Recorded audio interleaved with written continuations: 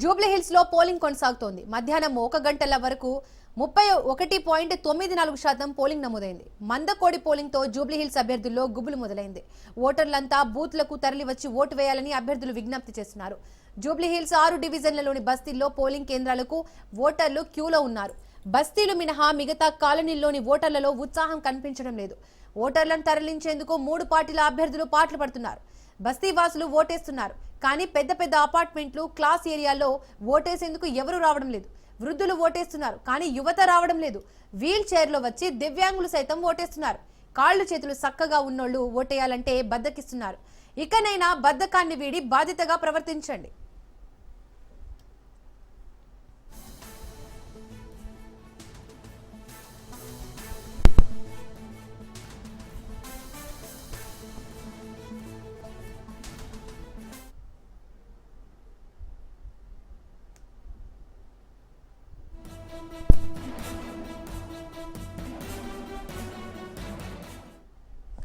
Right, ఇక ఇదే అంశానికి సంబంధించి మరింత సమాచారం మా ప్రతినిధి సునీల్ లైవ్ ద్వారా అందిస్తారు.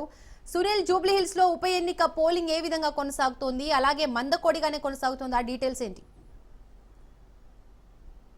ఎంతో ఉత్కంఠం రేపుతున్నటువంటి జూబ్లీహిల్స్ ఉప ఎన్నిక ప్రశాంతంగా కొనసాగుతుంది. ఇప్పటి వరకు అఫీషియల్ గా మనం చూడొచ్చు 30.94% ఇప్పటి వరకు అయితే పోలింగ్ ప్రక్రియ జరిగింది. ఇక 1 గంట వరకు ఈ యొక్క ప్రక్రియ కొనసాగింది. మిగతా దాదాపు 6 గంటల వరకు ఈ ఎలక్షన్స్ కంటిన్యూ అయ్యే అవకాశం ఉంది. కాబట్టి మరికొంత అంటే గతంతో పోలిస్తే ఈసారి కొంత మెరుగ్గా పోలింగ్ ఎక్కువగా అయ్యే అవకాశం ఉన్నట్లు కూడా తెలుస్తుంది. ఇప్పటి వరకు కేవలం వృద్ధులు కావచ్చు, వికలాంగులు కావచ్చు, చాలా మంది మహిళలు కూడా వచ్చి ఓటు వేస్తున్నారు. కానీ యువత మాత్రం ఇంకా పోలింగ్ కేంద్రాల వద్దకు రావడం లేదు. కొంత వారందరూ కూడా జాప్యం వహిస్తున్నారనేటువంటి ఆరోపణలు ఉన్నాయి. ప్రస్తుతం అయితే 3 ప్రధాన పార్టీ అభ్యర్థులు ఇప్పటికే హోరాహోరిక ప్రచారం నిర్వహించారు. చాలా మంది ఎక్కువ యువత ఈసారి ఎలక్షన్స్ లో పార్టిసిపేట్ చేయాలంటూ కూడా పెద్ద సంఖ్యలో వారందరూ కూడా విజ్ఞప్తి చేస్తున్న పరిస్థితి. అదేవిధంగా ఎలక్షన్ కమిషన్ అధికారులు కూడా ప్రతి ఒక్కరు తమ ఓటును వినియోగించుకోవాలంటూ కూడా ప్రచారాలు కూడా నిర్వహించారు. ప్రస్తుతం అయితే ఎలక్షన్ అయితే కంటిన్యూ కొనసాగుతుంది. ఇక్కడ మరోవైపు కాంగ్రెస్ నేతల తీరుపై ఇప్పటికే బీఆర్ఎస్ నేతలు చాలా మంది అటు ఎలక్షన్ కమిషన్ కార్యాలయాలకు వచ్చి ఫిర్యాదులు చేస్తున్నారు. ఇప్పటికే అటు ఒక వర్గం వచ్చి అంటే బీఆర్ఎస్ నేతలకు సంబంధించిన కొంతమంది నేతలు వచ్చి ఫిర్యాదు చేశారు. మరికొంతమంది నేతలు కూడా వచ్చి ఫిర్యాదు చేస్తున్నారు. ప్రస్తుతం ఇంకా వారందరూ కూడా ఎన్నికల అధికారి ముందు వినతి పత్రాలు సమర్పిస్తున్నారు. ఎందుకంటే జూబ్లీహిల్స్ ఎలక్షన్స్ అన్ని పార్టీలు కూడా ఎంతో ప్రతిష్టాత్మకంగా తీసుకున్నాయి. కాంగ్రెస్ నేతలు ఈ ఎలక్షన్స్ లో గెలుపొందాలనే ఉద్దేశంతో చాలా ఓటర్లను ప్రభావితం చేస్తారు. అటు పోలింగ్ కేంద్రాలు దాదాపు 407 పోలింగ్ కేంద్రాల వద్దనే కాంగ్రెస్ స్లిప్ల పేరుతో డబ్బులు పంపిణీ చేస్తున్నారు. ఓటర్లను ఆకర్షించే ప్రయత్నం చేస్తున్నట్టు మంత్రులు, ఎమ్మెల్యేలు, ఎమ్మెల్సీలు అందరూ కూడా ఓటర్లను ప్రభావితం చేస్తున్నట్టు కూడా అటు బీఆర్ఎస్ నేతలు ఇప్పటికే అటు ఎలక్షన్ అధికారులకు ఫిర్యాదు చేశారు. మరోవైపు నాన్ లోకల్ క్యాండిడేట్స్ ఎవరైతే ఉన్నారో అయితే నియోజకవర్గానికి సంబంధం లేకుండా నియోజకవర్గానికి ప్రాతినిధ్యం వహించినటువంటి చాలా మంది రాజకీయ నేతలు వచ్చి ఇక్కడ తిష్ట వేశారు. వారందరూ కూడా ఓటర్లని ప్రభావితం చేస్తున్నారు. డబ్బులతో, అదేవిధంగా కొంత గిఫ్ట్స్ ప్యాక్లతో పంపిణీ చేస్తున్నారు. వారందరూ కూడా పూర్తిగా నాన్ లోకల్ క్యాండిడేట్స్ అందరూ కూడా ఇక్కడ నుంచి పంపించే విధంగా ఈసీ అధికారులు, ఎలక్షన్ కమిషన్ అధికారులు చర్యలు తీసుకోవాలంటూ కూడా బీఆర్ఎస్ నేతలు ఇప్పటికే ఒక బృందం వచ్చి ఫిర్యాదు చేసింది. మరొక బృందం సభ్యులు ఇప్పటికే ఎన్నికల అధికారి ముందు ఉన్నారు, వినతి పత్రాలు సమర్పిస్తూనే ఉన్నారు. ఇప్పటికే ఎన్నికల అధికారి కూడా నాన్ లోకల్ క్యాండిడేట్స్ పై 3 కూడా కేసులు నమోదు చేశాం. ఎవరైనా నాన్ లోకల్ క్యాండిడేట్స్ ఇంకా జూబ్లీహిల్స్ నియోజకవర్గంలో ఉంటే మాత్రం ఎట్టి పరిస్థితుల్లో ఉపేక్షించేది, వారందరూ కూడా విడిచి వెళ్ళిపోవాలంటూ కూడా ఇప్పటికే ఎన్నికల అధికారులు కూడా విజ్ఞప్తి చేస్తారు. ఇప్పటివరకు అయితే 1 గంట వరకు 30.94% ఎలక్షన్ ప్రాసెస్ కంటిన్యూ అయింది. వారందరూ కూడా తమ ఓటు హక్కును వినియోగించుకున్నారు. ఇదంతా సాయంత్రం 6 గంటల వరకు కూడా ఈ యొక్క ప్రక్రియ కొనసాగుతుంది. కాబట్టి గతంతో పోలిస్తే ఈసారి కొంత మెరుగైన పోలింగ్ జరిగే అవకాశాలు కూడా అధికారులు చెప్తున్నారు. ఎందుకంటే లాస్ట్ టైం 43% మాత్రమే పోలింగ్ కావడం జరిగింది. కాబట్టి ఈసారి ఆ 43% పెరుగుతుందనేటువంటి ఆలోచన కూడా, అంచనాలు కూడా అధికారులు వేస్తున్నారు. ఎందుకంటే గతంలో 1 గంట కొంత మాత్రమే పర్సెంటేజ్, 20 చేంజ్ మాత్రమే పర్సెంటేజ్. కానీ ఈసారి కొంత ఆ పర్సెంటేజ్ 30.94 పర్సెంట్ అయింది కాబట్టి ఈసారి అది పెరిగే అవకాశం ఉన్నట్లు కూడా అధికారులు చెప్తున్నారు. మొత్తం ప్రస్తుతం అయితే అది డివిజన్ల వారీగా మొత్తం 7 డివిజన్లకు సంబంధించిన వారీగా ఒక్కొక్క డివిజన్ లో ఒక్కొక్క పోలింగ్ ప్రక్రియ కొనసాగింది.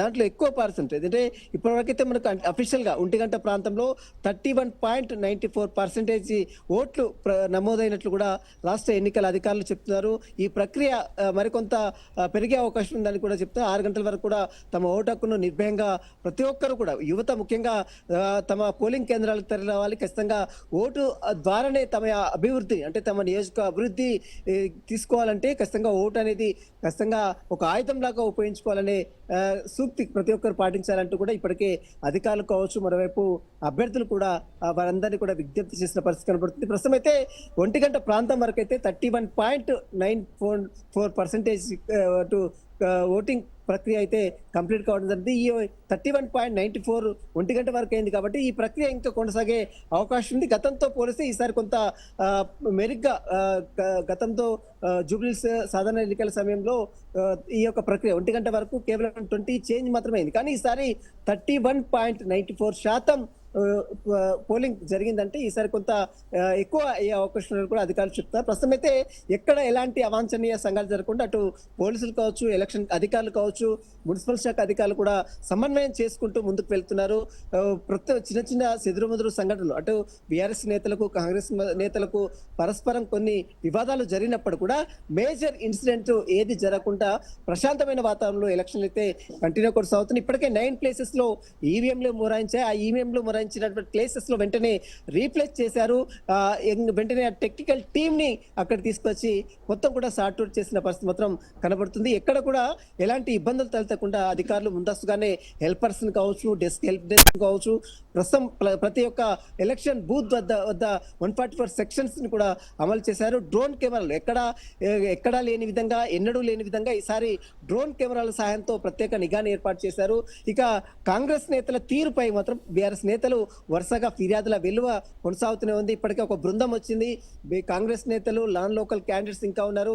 ఓటర్లను ప్రభావితం చేస్తున్నారు, ఎలక్షన్స్ లో డబ్బులను పంపిణీ చేస్తున్నారు, బూత్ వద్దనే చాలా తమని ఆకర్షించే విధంగా వారికి కమిట్మెంట్ ఇస్తూ ఉన్నారంటూ కూడా పెద్ద సంఖ్యలో బీఆర్ఎస్ నేతలు విత్ వీడియోస్తో, కొన్ని ఫొటోస్తో సహా ఎలక్షన్ కమిషన్ అధికారులకు ఫిర్యాదు చేశారు. మరి కాసేపులోనే మరొక బృందం కూడా బయటకు వచ్చి మాట్లాడే అవకాశం. ప్రస్తుతం అయితే ఎలక్షన్ అయితే కంటిన్యూ కొనసాగుతుంది. సాయంత్రం 6 గంటల వరకు ఈ ప్రక్రియ అనేది కొనసాగుతుంది.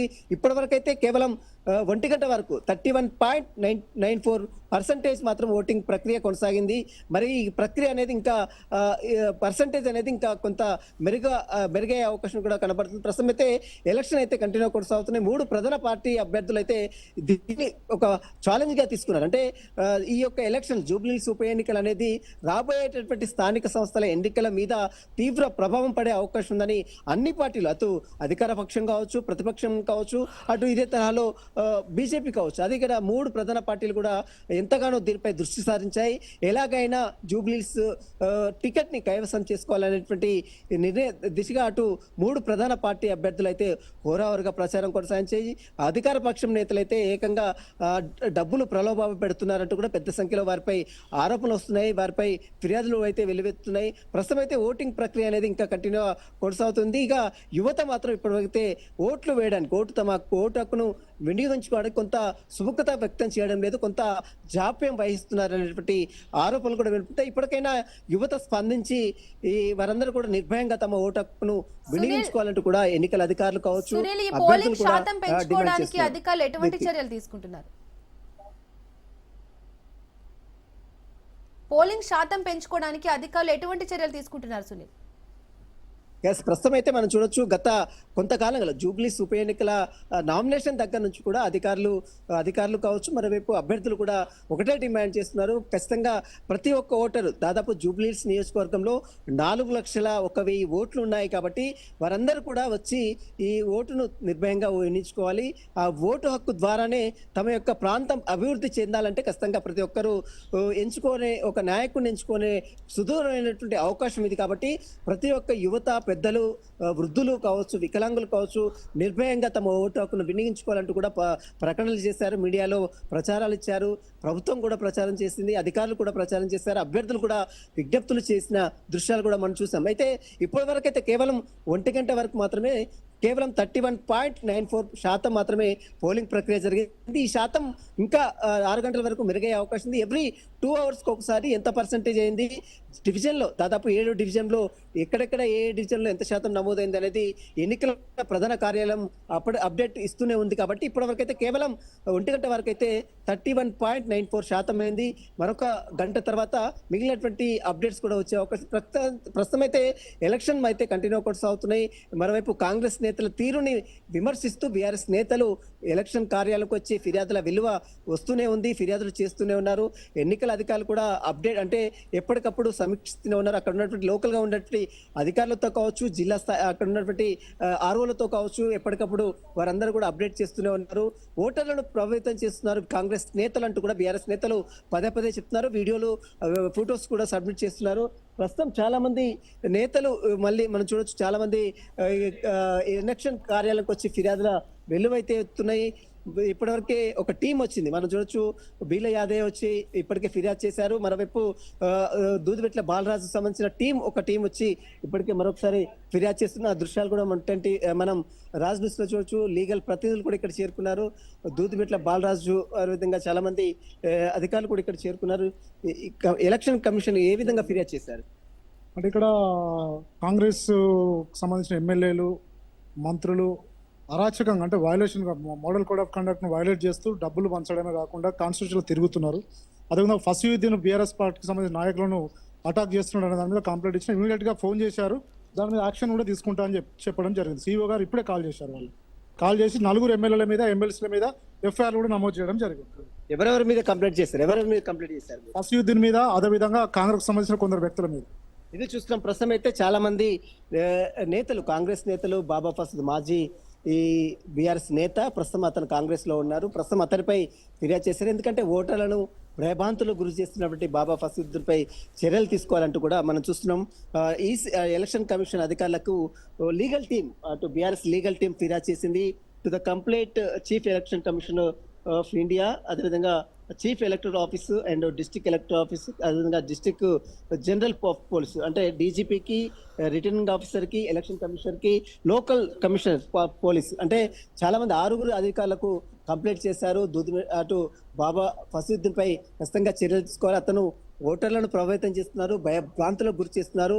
ఇప్పటి వరకు అతనిపై ఎలాంటి చర్యలు తీసుకోలేదు. ఇకనైనా రాష్ట్ర ప్రభుత్వం కావచ్చు, డీజీపీ కావచ్చు, పోలీస్ కమిషనర్ కావచ్చు, ఎలక్షన్ కమిషనర్ కావచ్చు, వారిపై ఖచ్చితంగా చర్యలు తీసుకోవాలి. ఇలాంటి మళ్ళీ పునరావృతం కాకుండా కఠిన చర్యలు తీసుకోవాలంటూ కూడా ఇప్పటి కొద్దిసేపు అధికారులందరూ కూడా కలిసి ఎలక్షన్ కమిషన్ కలిసి విజ్ఞప్తి చేశారు. ప్రస్తుతం ఇది మనం చూడొచ్చు. ప్రస్తుతం అయితే బీఆర్ఎస్ నేతలు, కాంగ్రెస్ నేతలపై ఫిర్యాదు చేస్తున్నారు. కానీ ఫిర్యాదులు మాత్రమే చేస్తున్నారు, కానీ ఫిర్యాదులు స్వీకరించినటువంటి అధికారులు వారిపై ఎలాంటి చర్యలు తీసుకోలేదు. ఇదంతా కూడా తూతూ మంత్రంగానే ఉంది. కావాలనే ఉద్దేశంతో పోలీసులు, అధికార వర్గం మొత్తం కూడా అధికార పార్టీకి ఒత్తాసు పలుకుతున్నారనేటువంటి అభిప్రాయాన్ని బీఆర్ఎస్ నేతలు చెప్తున్నారు. ప్రస్తుతం అయితే ఫిర్యాదు చేశారు. వారందరూ కూడా మీడియాతో కూడా మాట్లాడుతున్నారు. ఒకటే చెప్తున్నారు, బాబా ఫసదుద్దీన్ పై మొదటి నుంచి కూడా తీవ్ర స్థాయిలో అటు లోకల్ గా ఉన్నటువంటి శ్రేణులు, అదేవిధంగా ఓటర్లు అభ్యంతరాలు వ్యక్తం చేస్తున్నారు. అతను పూర్తిగా ప్రలోభాలకు గురి చేయడమే కాకుండా అతను భయభ్రాంతులకు కూడా గురి చేస్తున్నారంటూ కూడా పెద్ద సంఖ్యలో వారందరూ కూడా ఆరోపణలు చేస్తున్నారు. కొద్దిసేపమే ఒక పోలింగ్ బూత్ వద్ద ఘర్షణ కూడా తలెత్తింది, చాలా మంది వాగ్వాదం కూడా జరిగింది. ఇదంతా కూడా చూసినట్టు పోలీసులు వదిలేస్తున్నారు. ఫిర్యాదు చేసినప్పుడు కూడా పట్టించుకోవడం లేదనేటి వాదన అటు బీఆర్ఎస్ నేతలు చెప్తారు. ప్రస్తుతం అయితే బాబా ఫసదుద్దీన్ పై ఇప్పటికే కంప్లైంట్ చేశారు డీజీపీకి, కమిషనర్ కి, మరోవైపు ఎలక్షన్ కమిషన్ అధికారికి కూడా కంప్లైంట్ చేశారు. కాబట్టి మరి చూడాలి బాబా ఫసదుద్దీన్ పై ఇకనైనా ఇప్పటికైనా చర్యలు తీసుకుంటారా లేదా అనేది. ప్రస్తుతం అయితే ఎలక్షన్ అయితే కంటిన్యూ కొనసాగుతుంది. ఇప్పటివరకు అయితే 1 గంట వరకు 31.94% మాత్రమే పోలింగ్ అయితే కంప్లీట్ కావాల్సింది. ఈ సాయంత్రం వరకు కూడా ఈ పోలింగ్ పర్సంటేజ్ ఇంకా మెరుగయ్యే అవకాశం కూడా కనబడుతుంది. Right, thank you Sunil.